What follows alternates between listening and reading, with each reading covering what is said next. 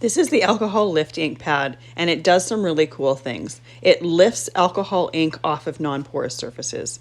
You can also get a reinker, and you can use it for other techniques, or you can also use the reinker to reink your pad if it starts to get a little bit dry. And to re-ink your pad, you just squeeze a bit on there and then the pad will soak it in.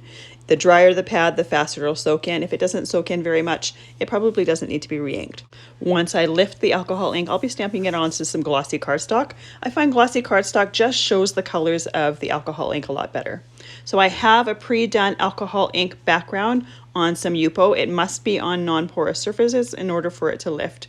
You're going to ink your stamp and then stamp it onto that alcohol ink background, and then you're going to lift it up and stamp it onto the other surface. And you can see that you get a beautiful image with it. The best part about alcohol lift ink is you get a 2-for-1.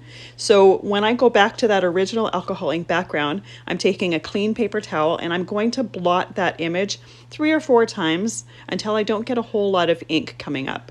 Once I don't get a whole lot of ink on my paper towel, I can take clean areas of the paper towel and buff that, and it's going to remove that image and I get kind of a ghost image. Now there is still a little bit of alcohol ink left on that stamp, so I'm going to spritz it with some isopropyl alcohol and stamp it onto another piece of glossy cardstock.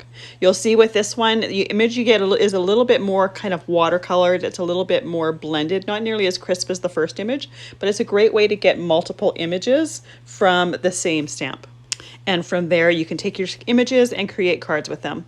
You want to make sure to clean your stamp off before putting it away. I use that Mr. Bottle with the isopropyl alcohol. That alcohol ink lift pad will work with any stamped image you want to use. Just make sure that your original alcohol ink is on a non-porous surface so it will lift that ink up. This is a fabulous product. I highly recommend.